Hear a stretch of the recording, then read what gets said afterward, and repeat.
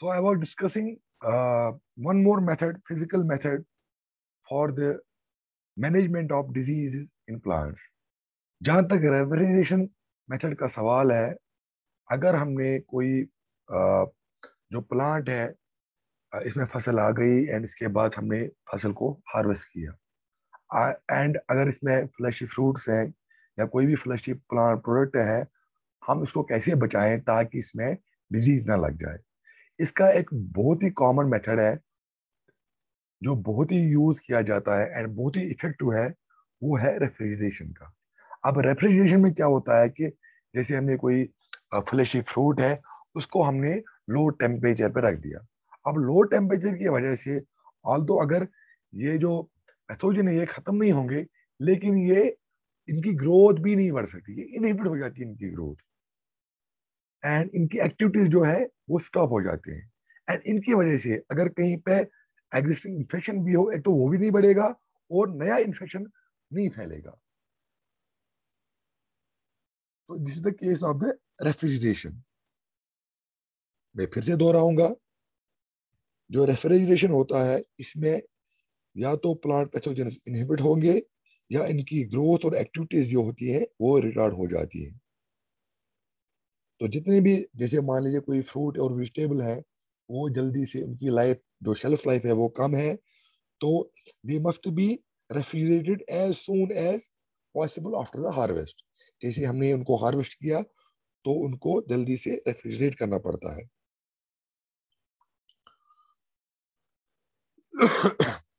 एक और मेथड जो है physical method, that is disease control by radiation. अब बहुत सारे ऐसे केसेस हैं जहां पे हम रेडिएशंस का भी यूज कर सकते हैं। we know we have got different types of electromagnetic radiations, जैसे यूवी रेडिएशंस होते हैं, एक्स रेडिएशंस होते हैं, गामा रेडिएशंस, इसी तरह अल्फा और बीटा पार्टिकल्स होते हैं। तो ये भी स्टडी रिसर्च किया गया है कि इनको भी हम यूज कर सकते हैं। अगर फॉर एग्जांपल कई फ्रूट है या वेजिटेबल इनमें कोई डिजीज लग गई और पोस्ट हार्वेस्टिंग के बाद इनमें पैथोजन प्रेजेंट है, अगर हम इन पे ये रेडिएशन डालें, चाहे वो फॉर एग्जांपल गामा रेडिएशन हो या यूवी रेडिएशन हो, तो इन रेडिएशन की वजह से भी ये जो पैथोजन हैं इनको हम कंट्रोल कर सकते हैं। लेकिन इसमें प्रॉब्लम ये है कि ये जो रेडिएशन है ये बहुत ही हार्मफुल होती है। अपार्ट फ्रॉम अगर ये तो पैथोजन को खत्म करेंगे, लेकिन इनसे जो प्लांट मटेरियल होता है इस पे भी नेगेटिव इफेक्ट वो भी खत्म होने लगता है। तो इसलिए अभी तक इसको अलाउ नहीं किया गया लीगली के रेडिएशन का यूज जो होता है। And last but not least method, यहाँ पे आप देख रहे हो कि ये लेबोरेटरी में और एक ग्रीन हाउस ये एग्जांपल यहाँ पे ऑन योर स्क्रीन देख रहे हो आपके, यहाँ पे मटेरियल रखा गया है एंड यहाँ पे रेडिएशन का यूज किया जा रहा है। यहाँ पे यूवीबी रेडिएशन दिए जा रहे हैं प्लांट मटेरियल को, you can see on the screen. And the last method which is used is the trench barrier against root transmitted tree diseases. अब बहुत सारे ऐसे डिजीज होते हैं जैसे वेस्कुलर विल्ट है या कुछ और डिजीज हैं ट्रीज के जो ट्रांसमिट होती हैं फ्रॉम ट्री टू ट्री।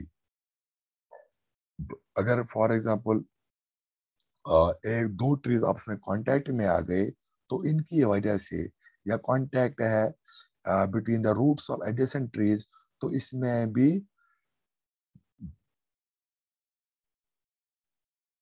जो पैथोजेंस हैं वो ट्रांसफर होते हैं और डिजीज फैलती है। अब इसमें हम क्या करते हैं कि इसमें हम ट्रंच बैरियर बनाते हैं। एक बैरियर बीच में बनाया ताकि जो दो प्लांट्स का कांटेक्ट है वो खत्म हो जाए। एंड इसमें हम कौन सा मटेरियल यूज करते हैं? We use different water permeable and non permeable materials. अब ये जो मटेरियल होता है वाटर परमिएबल या नॉन परमिएबल मटेरियल जो होते हैं, अब ये इनका तो बैरियर हम बनाते हैं between the different for example trees, लेकिन ये बहुत ही कॉस्टली हो जाता है। तो इनका हम तभी यूज करें जब हमें लगे कि इससे जो नेट जो है, अगर हमें नेट प्रॉफिट आ जाए तब जाके हम ये वाला मेथड जो ट्रेंच बैरियर है ये यूज करते हैं। मैं फिर से दोहराऊंगा कि बहुत सारे ऐसे केसेस भी हैं जहाँ पे डिजीज जो है वो फैलती है from tree to tree through the contacts और natural graft between the roots of adjacent trees. In these cases, there is one more method which can be adopted where the barriers are provided. The barriers are made of different types of water permeable and non-permeable materials, which help in effective root contact blocking. लेकिन जो water permeable material जो होते हैं ये बहुत ही superior होता है, जो कॉस्ट है उनका बहुत ही हाई होता है। इनका हम तभी यूज करेंगे जब हमें इतनी इमरजेंसी लगे। तो this was all about the physical methods which are employed for the disease development, for disease management in the plants. मैं फिर से बताऊंगा कि there are different physical methods which are used either to eradicate or reduce the inoculum. First is the cultivation of plants in green or plastic greenhouses, which provide physical barriers to pathogens and their vectors. Second is the row cover, where a transparent or semi-transparent flexible material of plastic or net is provided to shield the row crops. There are some other methods which include the soil sterilization by heat, soil solarization. One more is hot water treatment of propagative organs.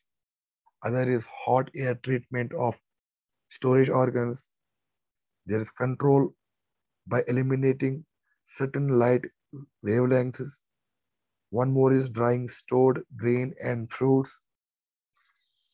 And there is one more where refrigeration process is being made operative for the disease control. Other is the disease control by radiations. And last is the trench barriers against root transmitted tree disease. So this was all for today. If you have any question, you can ask.